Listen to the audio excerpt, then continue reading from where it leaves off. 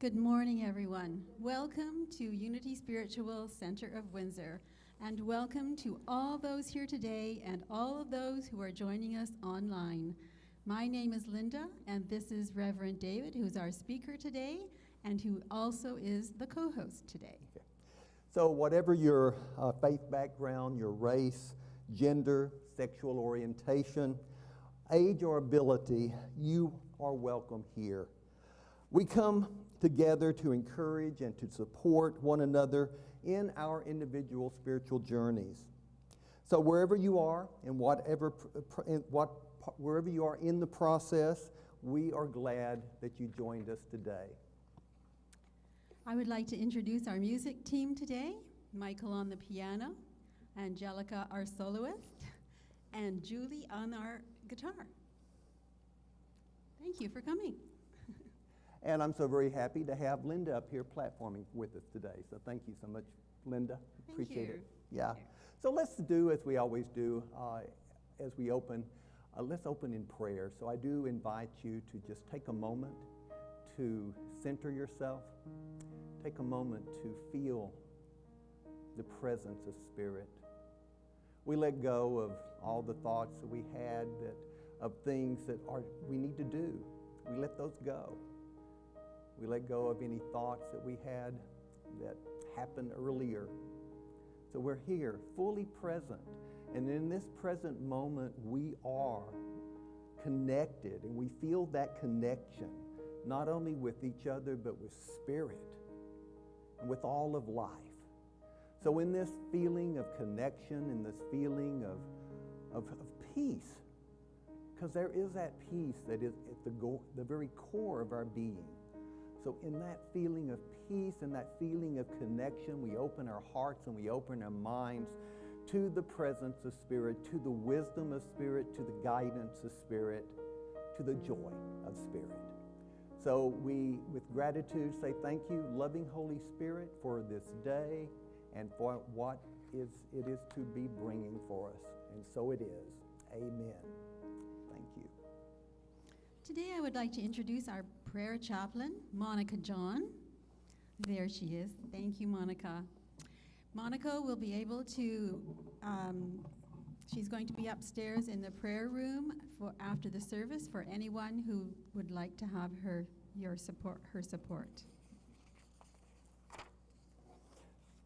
So we do have a prayer box up here, and if you do have a prayer request, just pick up one of the pieces of paper there and write down your prayer request, be it a prayer for you, a prayer for a friend, but we will, those prayer requests then are handed to our prayer chaplains, and they will continue to hold your prayer in their prayers for the remainder of the month. So we do encourage you to write down any prayer request that you might have.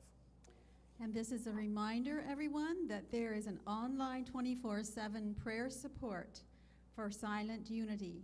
The phone number is 1-816-969-2000. And now it's time for our first music. Actually, we're going to have a couple of an old classics. Please stand. We've got I Am Free, I Am Unlimited.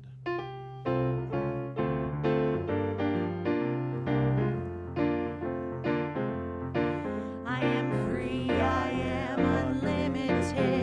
are no chains that bind me.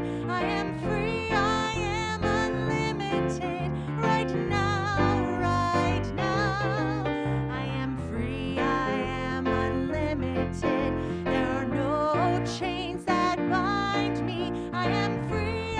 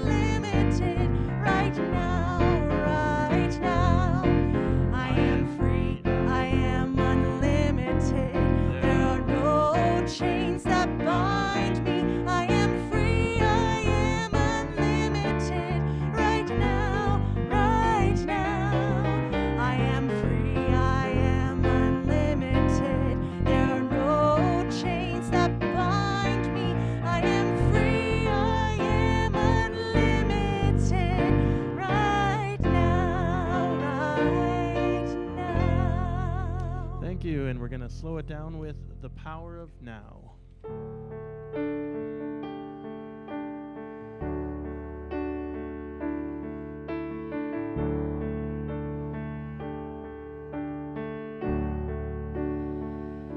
The power of now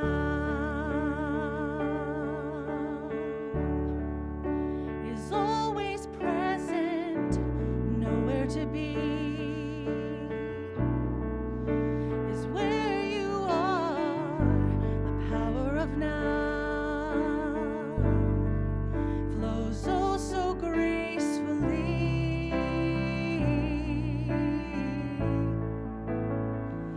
The power of now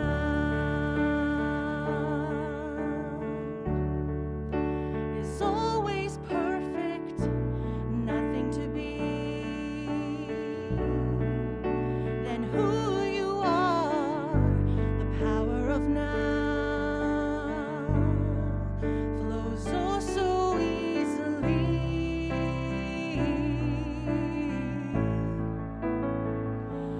Be willing to let go of everything you think you need to know.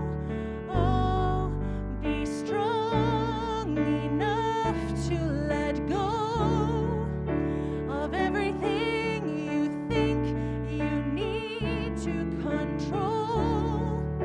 For everything goes away. Let everything wash away. The power of now.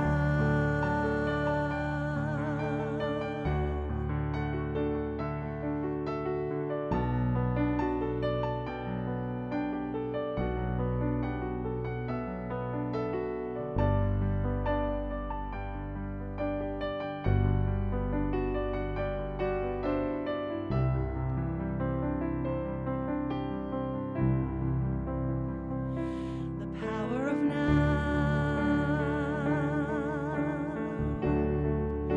is ever flowing, connecting us all to the one. The power of now unfolds so peacefully.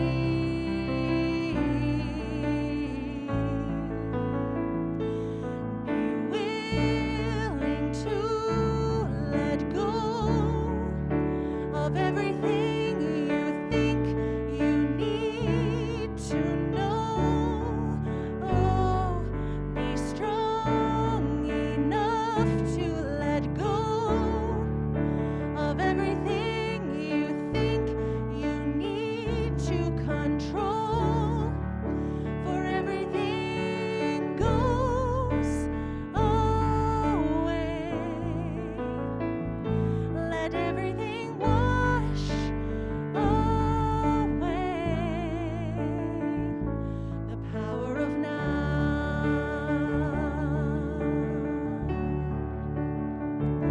The power of now.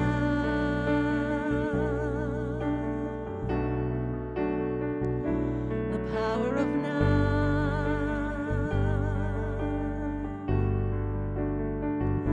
The power of now.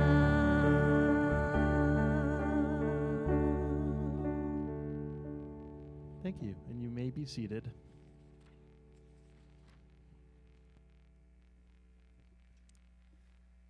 Unity Spiritual Center of Windsor is a progressive spiritual community that emphasizes personal growth, living consciously, and making a positive difference in the world.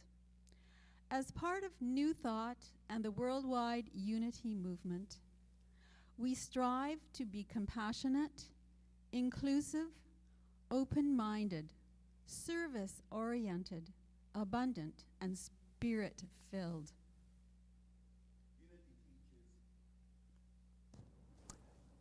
Unity teaches that each person is a unique individual expression of God. Our realization of that truth evolves as we expand our consciousness through prayer and meditation. Unity emphasizes that we create our experiences in life according to the thoughts and the feelings that we hold in mind. And affirmative prayer is the highest form of creative thought, while meditation stills the mind and heightens our awareness of our oneness with Spirit, with each other, and all of life. So living from that awareness transforms our lives and our world. We have a new affirmation for May, and this is it. I am the ever-renewing, ever-unfolding expression of infinite life. Will you please repeat that with me? I am the ever-renewing, ever-unfolding expression of infinite life. And now we're going to learn a new song today. So she's going to, Angelica's going to sing it as a solo, but it's a cute one. It's been around for a while, but I don't think a lot of you know it, so we're going to learn it today. Yes. Okay, Follow good. along. Feel free to sing along, and we will start using this as a congregational song in the weeks to come.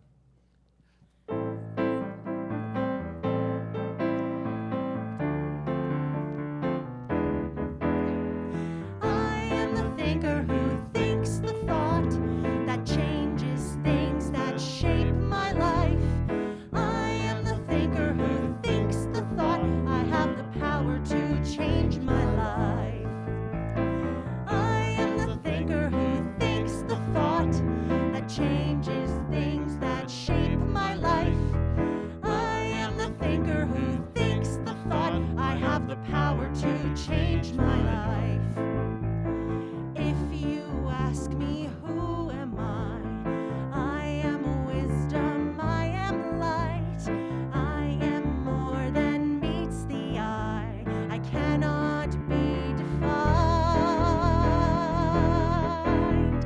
I am the thinker who thinks the thought that changes things that shape my life. I am the thinker who thinks the thought I have the power to change my life. Feel free to join in on that. I am the thinker who thinks the thought that changes things that shape my life. I am the thinker who thinks the thought I have the power to change my life. If you ask me what am I am beauty, I am joy, I am more than meets the eye, I cannot be defined. I am the thinker who thinks the thought that changes things that shape my life. I am the thinker who thinks the thought I have the power to change my life. I am the thinker who thinks the thought that changes things that shape my life. I am the thinker who thinks the thought I have the power to change my life. I can choose to be the light and brighten someone's darkest night. I'm so much more than meets the eye, I cannot be defined. Alright, I am the thinker who thinks the thought that changes things that shape my life. I am the thinker who thinks the thought I have the power to change my life. One more time. I am the thinker who thinks the thought that changes things that shape my life. I am the thinker who thinks the thought I have the power to change my life. I have the power to change my life. I have the power to change my life. Oh, thank you so much. I love that song. How many of you had heard that before? Yeah, a few out there. Anyway, it's been around for a long time, but we've never played it here. Yeah. Anyway, glad I stumbled across it again. Oh. You know, I was reading in the Windsor Star that the police recently arrested a young man selling a secret formula tablets that he claimed gave you eternal life. When going through the files, they noticed that it was the 5th time that he was caught for committing this same criminal medical fraud. He had earlier been arrested in 1867, 1928, and 1983. Takes a little bit to think about. So today I am starting a series of talks that it's being based on your sacred self, Making the Decision to Be Free by Dr. Wayne W. Dyer. How many of you maybe have read this book? Okay, it's been around. It was published in 1995. So I'm going to use it as sort of a guide as to some of my topics for the next couple of months. In his book, Dr. Dyer invites his readers on a sacred quest to discover their sacred selves, their true selves. We would call it our Christ selves. And the truth of the matter is, whether you know it or not, if you are here today and joining this service either online or here in person, you are on the quest. On every spiritual journey, for the most part, everybody goes through sort of 3 stages to this spiritual journey. The first is breakdown. The second is breakthrough, and the third is integration. So, breakdown. Well, that sort of is exactly like what it sounds like. It can be brutal. It really can. Life throws you a loop. A loved one dies. Your marriage falls apart. I mean, as an example, when I discovered unity back in 1984, I was going through a mess. I mean, my partner and I of 12 years were breaking up. Our business was going down the tubes. We had a real estate business. We had borrowed and borrowed and borrowed, and we had grown and grown and grown, and then the recession hit, and it almost bankrupted me. And so I was in sort of a very breakdown sort of place in my life. Let's put it this way, it was not fun being in that position. And so after 15 years of never setting foot in a church, okay, y'all know that I was brought up in a Pentecostal church and was very religious and all that up until about my senior year in school, high school, and then that's when none of it made sense to me anymore. I just couldn't wrap my head around exactly what I had been taught all of my life, the fundamentalism. So I started looking again for some place to feed myself spiritually. And I was actually with a group, Swami Muktananda's group, a meditation group, and I had been going there and doing their satsang, their meditations, their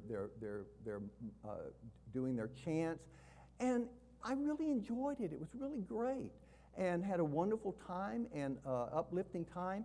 And then a friend of mine who was part of that group said, "You ought to try Unity." So I made my way to Unity, and like I've told you before, I listened to that service on the back pew. And by the time it was over with, I was crying. I was just broken completely. I felt right at home. So Unity became the place where I could have what I would call a breakthrough. And that's the second part. And that's where you become aware. You have an aha moment. Having a breakthrough facilitates a place where you can grow from, change, or evolve. We say we evolve in consciousness, and we do believe that we are evolving in consciousness. And when we have a breakthrough, we understand that we are growing in consciousness.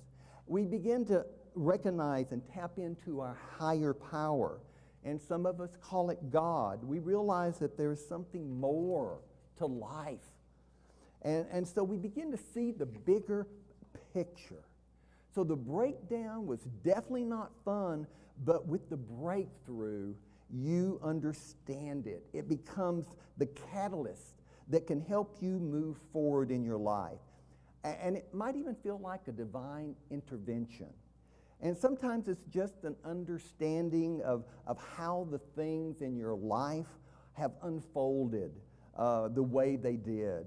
It's the idea that everything that happened to you was there to move you forward to where you needed to be. So, like I said, for me, the discovery of unity was so much a part of that breakthrough for me and the teachings that I received there. Another thing was that when I went to Unity that first time, I felt accepted. As a gay man, I had not felt accepted in other churches. It's what brought me to leave my original church, because I was not accepted for who I am. Also, another thing that really attracted me to Unity was the co-founder Charles Fillmore's statement, which he made his entire life, that I reserve the right to change my mind. And how refreshing was that to go into a religious organization where they say, we have the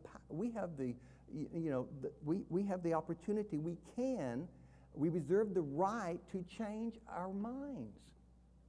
You know, if we are growing in consciousness, which we all are, if we're growing in consciousness, we're going to be changing our mind a lot, because we are evolving in consciousness.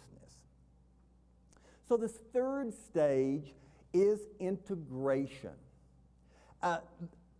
That's where the real work begins. Just because you had a breakthrough, just because you became awake or aware, it doesn't mean that all of your problems have vanished. Okay, just make sure you knew that. Okay, so this is where the integration part is where we learn.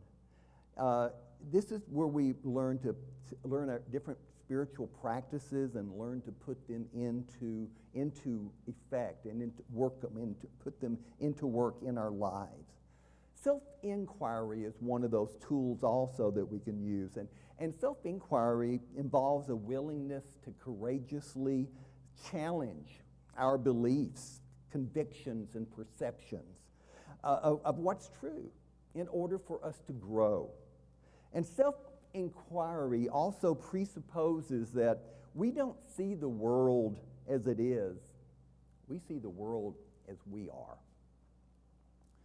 So self-inquiry involves taking responsibility for our beliefs, our choices, our perceptions, rather than blaming others or the world. And it involves a willingness to question ourselves when challenged or threatened, rather than immediately defending ourselves. Self-inquiry involves turning toward and learning from the very experiences we find challenging or want to avoid or disconnect with. It's like peeling off the layers of an onion, and as each layer peels, we get more and more towards the center as we explore ourselves, as we try to understand ourselves. And we learn to ask a lot of good questions. That's a big part of self-inquiry, is asking the right questions. And it also can involve taking classes. It might include visiting with the therapist, because therapy can be therapeutic and can be very helpful. So when you talk about the spiritual path, anyone can have a divine moment. Anyone can have a mind-blowing divine moment. But if you don't work on integrating it into your life, then you just had a moment that happened 5 years ago. But nothing really shifted. For the founders of Unity and for us here at Unity Spiritual Center, that shift, that change in perspective is crucial. For the next few weeks, we will continue the theme that actually I began this past Easter a couple of weeks ago. Just to review last Easter, Unity co-founder Charles Fillmore said that the realization that man is spiritual is the highest point of consciousness. Man never realizes that what he is until he knows within himself that he is spiritual.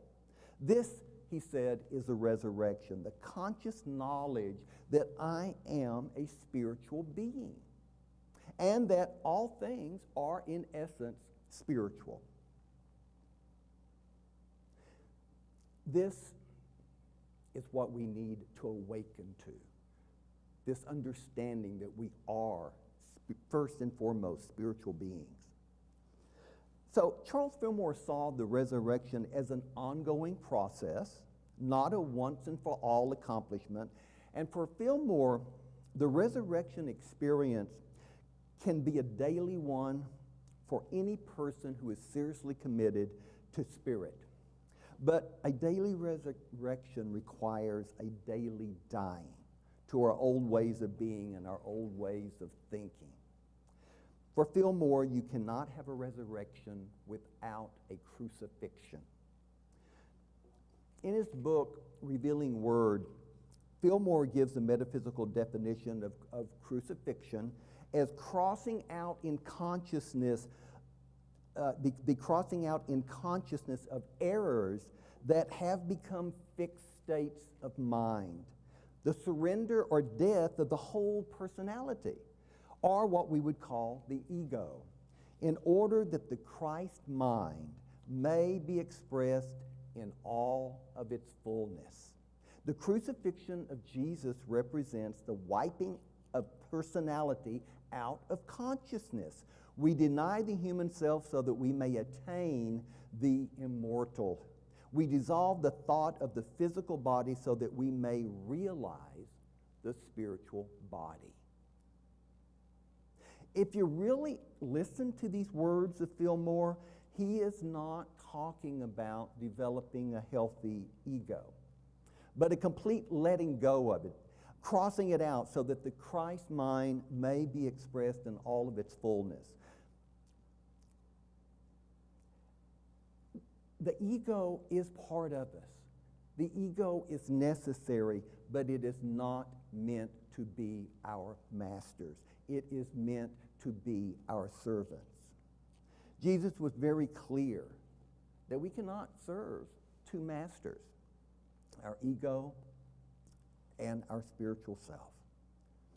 A key component, as I said this past Easter, of Jesus' message is that we must be born again. And for us to be born again, something has to die. And again, what must die is our old ways of being, our old ways of thinking, our old ways of living. We must stop living as our false selves, our egos, and instead to live from and as our spiritual selves, our true selves, our Christ selves. And then again, please understand that being born again is just like the resurrection, is not a one-time occurrence. As the Apostle Paul said, I die daily. It is this dying daily so that to our egos that our true spiritual selves can come forth. And spirit is always renewing itself, always making things new. And you enter this newness, this flow of life, by choosing moment by moment to be fully present to this now moment. It is the flow of constant change and renewal which you can navigate with ease and grace when you are centered in your true spiritual self, which is formless and eternal, without limits, without boundaries. Well, without boundaries, there is no birth, no death. What the great spiritual masters through the ages have taught us is that what was born will die, but what was never born can never die. Your sacred self was never born. Your sacred self will never die. As A Course in Miracle reminds us, nothing real can be threatened. Nothing unreal exists, and therein lies the peace of God. The Buddha reminded us and taught us that not to dwell on the past. Do not dream of the future, he said, but concentrate the mind on this present moment. You've probably heard the phrase that time is precious.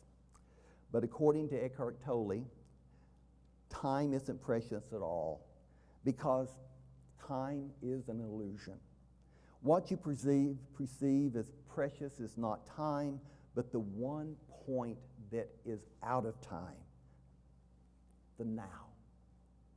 That is precious indeed, Tolle says. The more you are focused on time, past and future, the more you miss the now moment. And that is the most precious time there is, this now moment. Tolle says that fear and stress and worry come from too much focus on the future. Guilt and sadness and regret come from too much focus on the past. When your focus is on the present, you free yourself from all of these negative emotions. In A Course in Miracles, we read of the holy instant.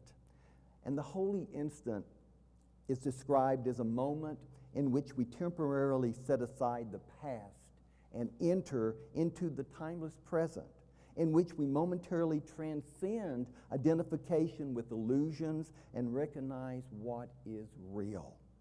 We enter the holy instant not by making ourselves holy, but by forgetting our normal frame of reference with its absorption in the past and the future and the body and our sinfulness. This allows our mind to be still and shift into a whole different state of consciousness.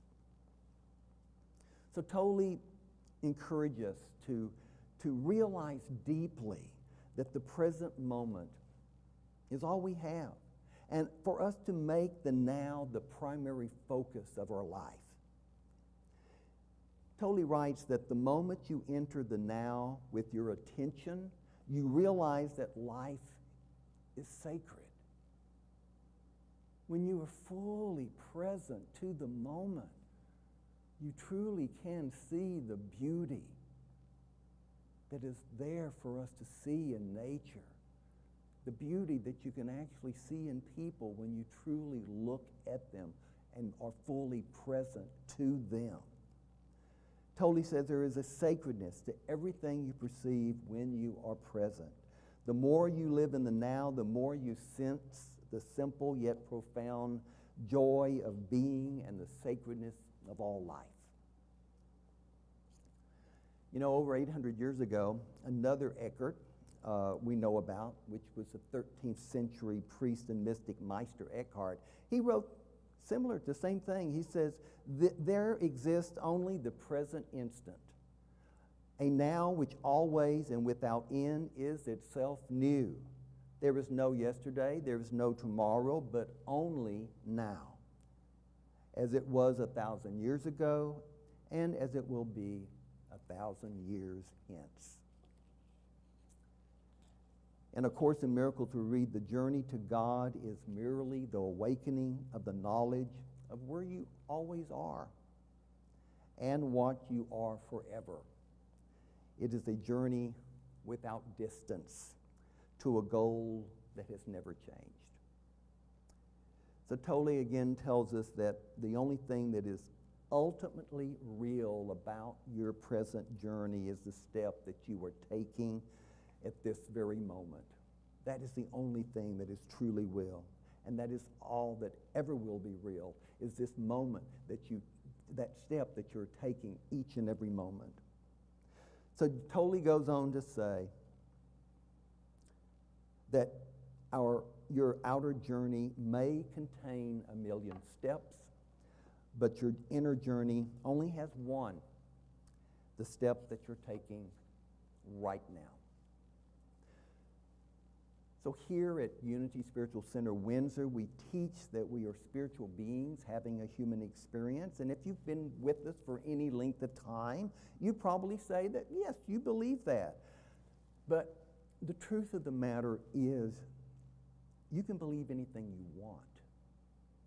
Your belief does not make it real. Now, belief is important, don't get me wrong there, but your belief does not make it real. Belief is a word, is an idea, as a thought, has no reality, any more reality than any other word, idea, or thought. So you've probably heard the expression, the proof is in the pudding, which is an idiom that comes from an Old English proverb dating back to 1605. The proof of the pudding is in the eating. That was the actual proverb. The proof of the pudding is in the eating. So both expressions are used to say that the real worth, success, or effectiveness of something can only be determined by putting it to the test, by trying it or using it, appearances and promises aside. Just as the best taste of a pudding is to eat it, the best test of a pudding is to eat it.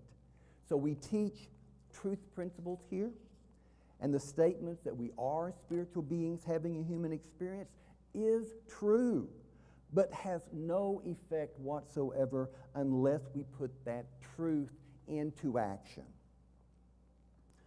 In John 8:32, the Apostle John records the words of Jesus, which were addressed to a group of people who believed in him. And he said, "You will know the truth, and the truth will set you free." You know, this word know, in the Bible, it's actually a very intimate word in the Bible, especially in the Old Testament, because when you know your wife, that means you're having an intimate relationship with your wife. So knowing has this intimacy, this real, intimate meaning to it. And I've said this before, is that, I grew up with my grandmother who had peach trees all over her property, and some of the joy, I love a good, ripe peach fresh off the tree, and my grandmother made the most fabulous cobblers, and so so there's something about a peach that I really know, but if you've never eaten a peach, if you've never even heard of a peach, I could describe it to you. I could tell you, sort of describe, that sort of fuzzy texture to it, and the smell, and the juiciness of it when it's really ripe. I could describe all of that, and it's round, but you wouldn't know that peach, okay? You would know about the peach, but you wouldn't know the peach. You wouldn't know the peach until you took a fresh peach off of that tree and bit into it and tasted its sweetness and had that juice running down your chin. Then you would know a peach. So the thing is that we're talking about something. To know something is there's an intimacy.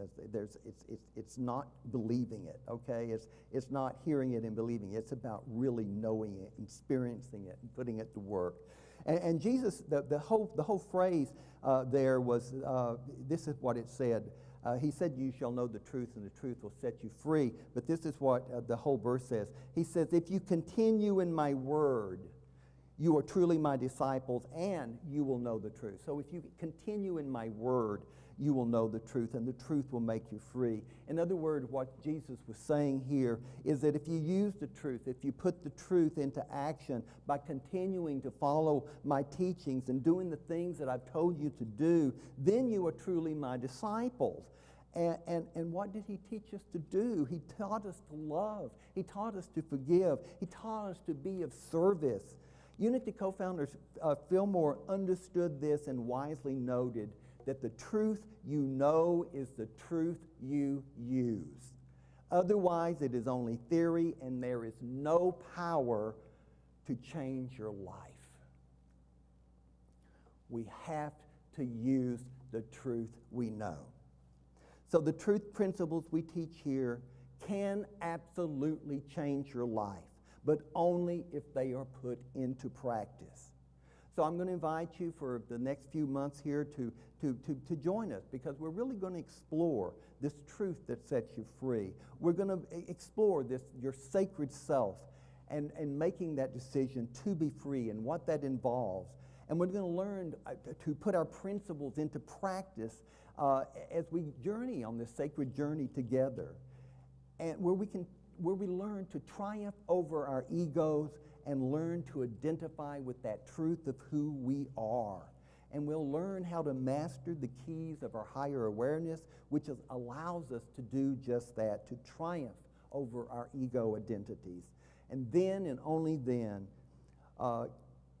can our true selves, our spiritual selves, become the dominant force in our lives, allowing us to live and be the truth that we know. So as we begin to prepare for the close here, I want to close with this statement. And this is: the best way to find yourself is to lose yourself in the service of others. And this is a quote by Mahatma Gandhi. The best way to find yourself is to lose yourself in the service of others. And remember that service is one of our core values, to be of service. Jesus said, the Son of Man came not into the world to be served, but to serve. And he told us if we are to be followers of him, then we are to be of service as well. So service is part of our core values here.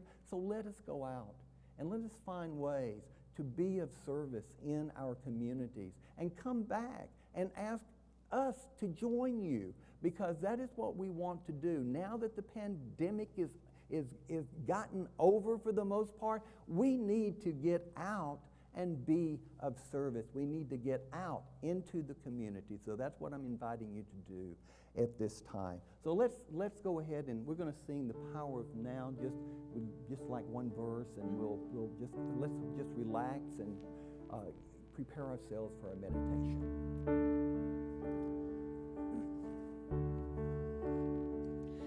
The power of now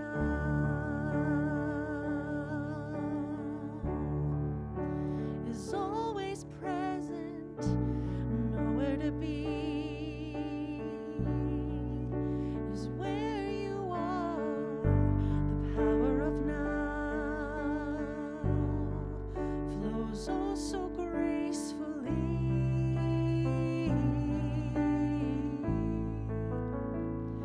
The power of now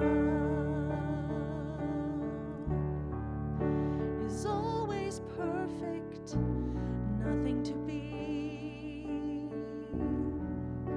than who you are.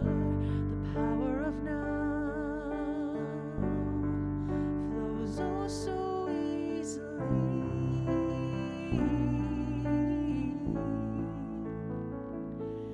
Be willing to let go of everything you think you need to know.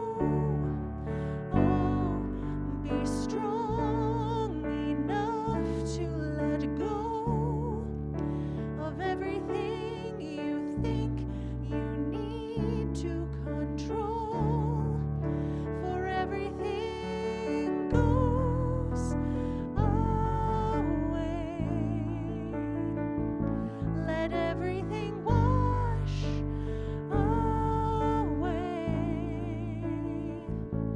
The power of now.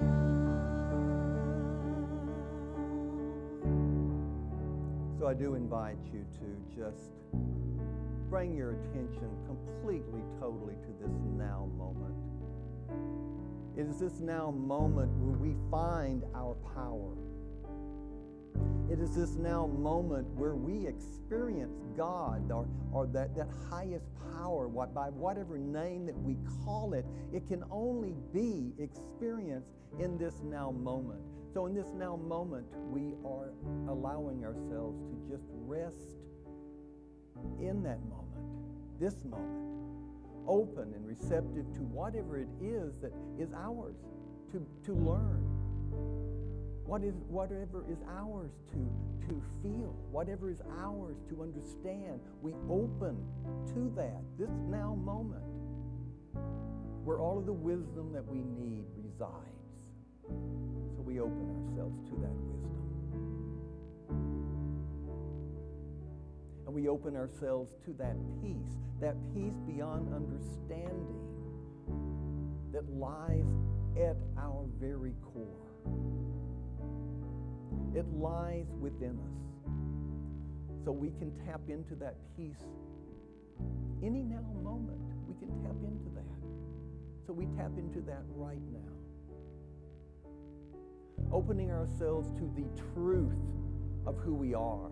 We are spiritual beings, eternal, powerful, the same mind that was in Jesus Christ is in each and every one of us. So we open to that same power that is ours. We open to that wisdom. So we're going to just rest here a little while in this now moment, in your seats, so totally relaxed. We are resting in this now moment, open and receptive to the rich, rich blessings of Spirit. So let us spend just a little while in this now moment, in the silence.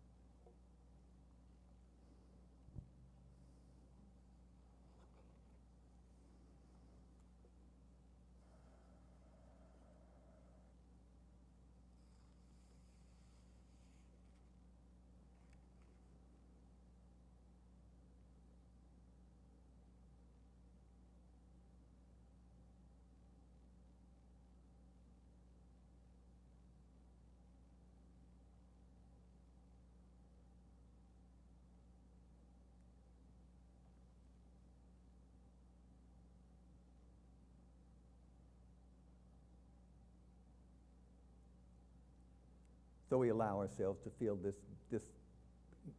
attitude of gratitude as it just sort of swells up within us. Gratitude for this time together. Gratitude for our spiritual community.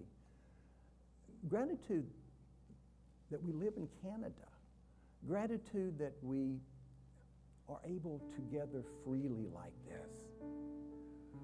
So we just allow ourselves to feel the gratitude just welling up in us. For all the good in our life, we are grateful. And loving Holy Spirit, we ask that we are open and receptive to the guidance that is there for us each and every day. As we go out this week, help us to find a way to be of service. As you have instructed us, you told us we are the light of the world. And we become that light when we are serving. So let us remember that as we go forth this week. And so it is, and so it will be. Amen. Well, thank you, everyone, for being here. So I do want you to know that there is we have a few minutes here to answer make any comments or answer any questions. If you had a burning question, or something that needed clarity, we're open right now for that, for just a few minutes here. So if anybody does have a comment, someone has a question, then we are open, and Linda will bring you the mic if you do have something to say. Or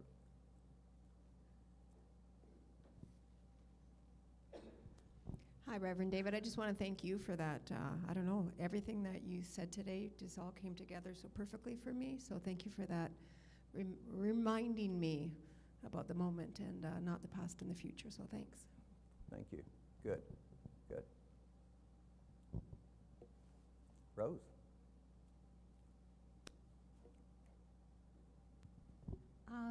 I just wanted to say about, I stress very much about our spirituality, like that we're spiritual beings having a human experience. But I think of like Jesus, they say he was fully human and fully divine. Mm-hmm. And then I think that we are also fully human and fully divine. And I think we have to have a balance, not to cross out our humanity,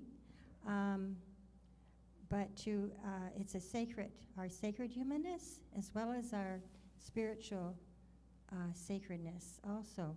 So, I don't know, I really see it that way, and I'm kind of concerned that we always just say we're spiritual beings, have a human experience. I think maybe we say that because we're so used to being so human. Maybe that's why it is, that we're putting so much emphasis on the spiritual. Yeah. But I think we may not forget our humanity, you know, and to take care of that, our human self as well. Perfect comment. You know, No. and then having the Yeah. our spirituality come through our humanity and make it Absolutely. better, the Yeah. best it's meant to be. Absolutely, and we are. Most people, most people, where they have the problem is getting in contact with their true selves, because we have all of the, everything you on the television and all of the stuff around you is all feeding us that we're just like, we're only human, and all our frailties and everything, and all the bad things that are going on. So you know, as a minister, I'm here to lift us up. But to be lifted up, we become more human. We do. I mean, Jesus was as human as you can get. Okay, he cried. He suffered. He died. I mean, we all do that, and that is part of it. Is it's being human. But we are better humans when we realize that first and foremost that we are spiritual beings having this human experience. Right. Yeah. I agree with all that. Yes, thank you. Yeah, thank you. Yeah. Time for one last question, if anybody has it, or comment. And thank you.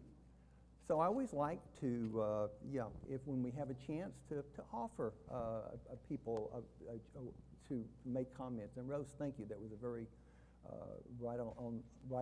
It really was. Thank you very much. Okay, well, thank you, everyone.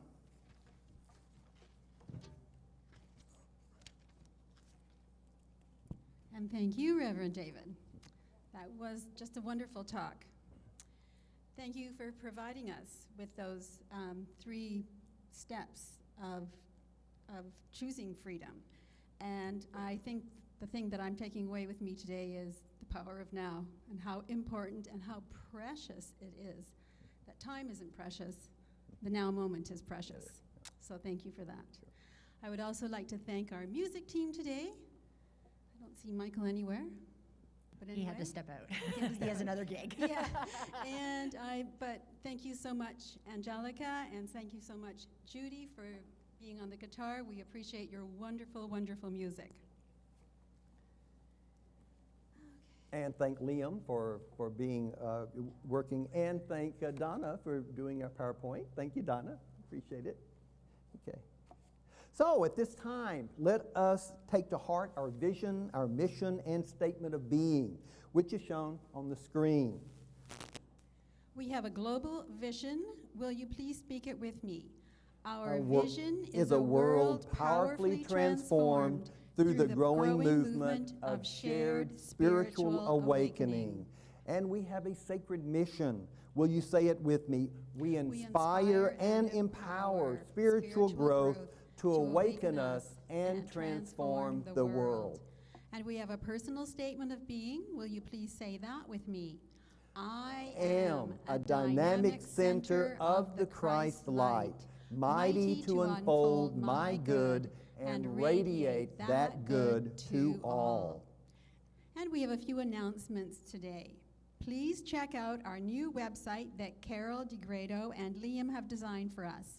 They've done a great job producing a very professional looking website that is easy to navigate. Yeah.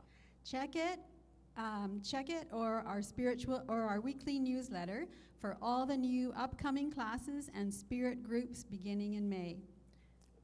And please join us for fellowship and conversation directly after the service today in our fellowship hall upstairs. Bottled water, coffee, tea, and light snacks will be provided. And I have a new announcement here. I want you to put on your calendars on Saturday, June the 4th, from 9 until 2:30, we're going to have a Key Leaders Workshop. So that's for our board, any one of you that are interested in seeing us growing as a spiritual community. We're going to have a workshop, and we would love for you to attend.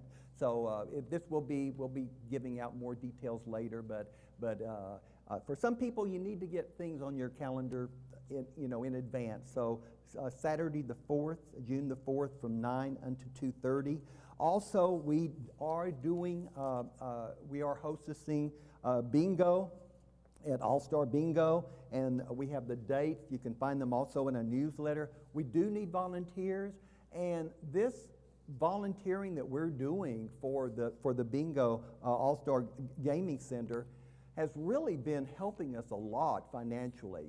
It raises money for Canadian charities, but it also pays, as a nonprofit, it is also helping us out. We got, how much did we get last month? About, yeah, $1,600.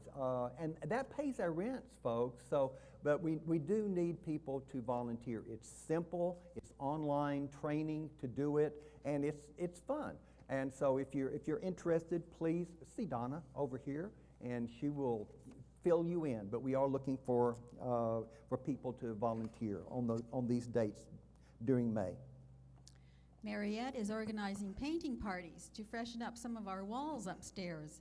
3 paint parties, Friday, May 20th from 1 to 3, Thursday, May 26th from 4 to 6, and May 27th from noon till 5. If you would like to help out, speak with Mariette. I don't think she's here today. Oh, no, she's not here today. Then talk to me. Okay. You can talk to me. If you're interested, let me know, and I'll put you on that list. Make sure you are kept informed. So we are doing a book drive. We've had 2 huge donations. We have, I don't know, 800 books now or something like that. So we are going to expand our bookstore and also have a big book sale. And we're expanding, we're doubling the size of our bookstore. And so if anybody would be interested in helping out, getting all those books and everything set up and the new bookstore set up, please let me know, and we will schedule you to help out, okay? Please join us next Sunday, which is Mother's Day. Our guest speaker is Sue Jeanette. Her talk title is The Power of Nurturing. I want to remind you that our prayer chaplain, Monica John, is available for prayer directly after the service today, upstairs in the chapel afterwards. So she's right over here. Yeah. There she is, right there.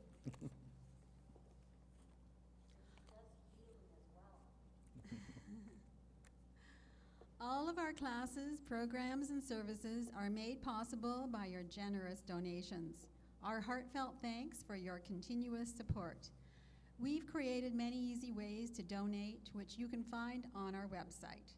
For those of you here today at our live service, for safety concerns, we will not be passing a basket around as we would normally do.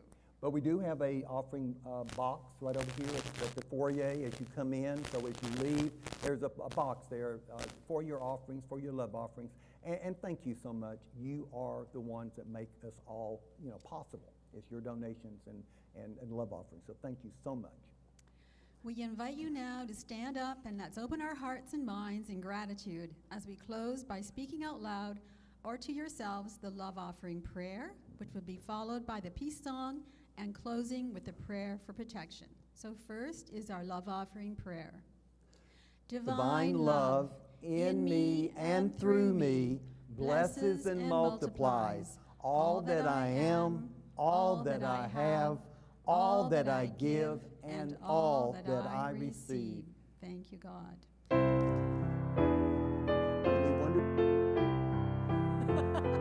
It's just a button. Okay.